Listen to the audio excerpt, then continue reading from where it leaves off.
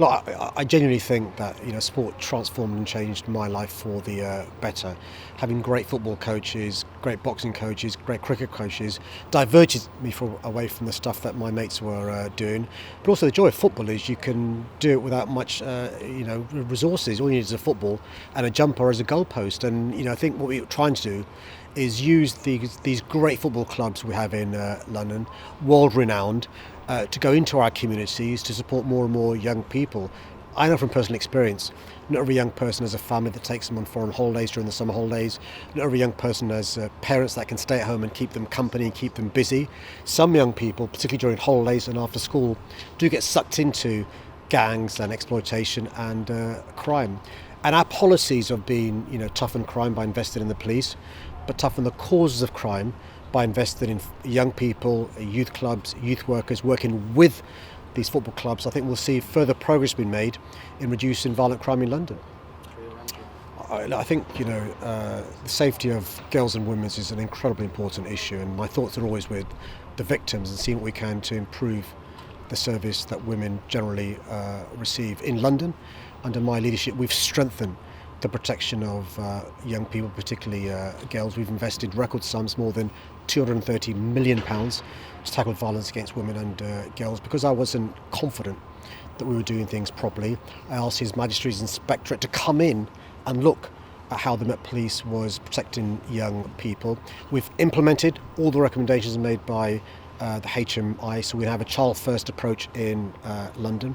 We've also made sure there are additional services to those who are the victims of violence and exploitation as well, and that's led to a threefold increase in cases solved. But I want to make sure that no stone is left unturned in relation to this appalling, heinous, horrific crime.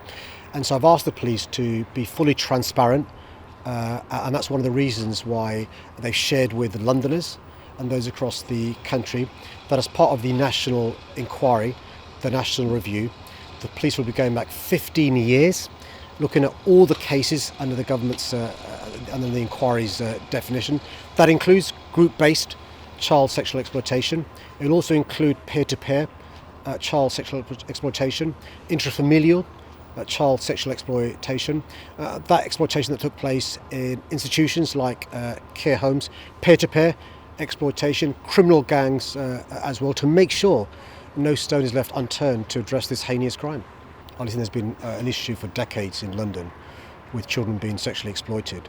One of our big concerns has been in relation to county lines, this phenomenon where young girls in particular are groomed, sometimes raped, taken advantage of, in the issue of drug trafficking. In London, we're making sure, though, that cases haven't been missed.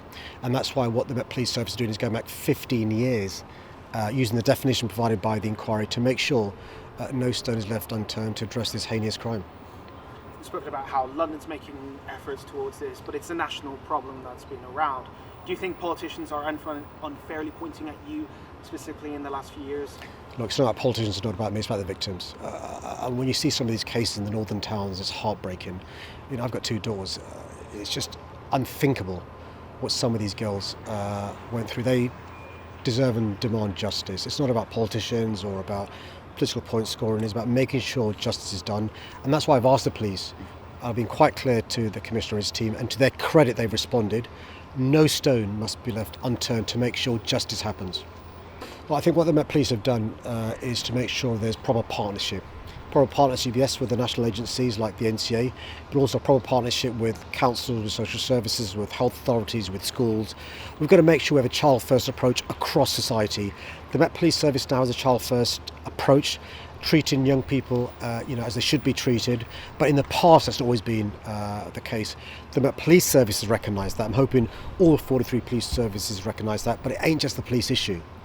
It's about how we treat victims. In the past, we've had, in London, victim blaming language. In the past, we've had in London the issue of missing children not being taken seriously. I know the Northern Town cases.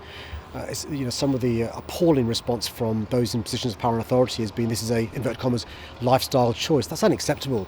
That's why in London we've implemented all the recommendations from His Majesty's Inspectorate. We're going to go even further by making sure we fully support not just the letter but the spirit of the inquiry taking place nationally.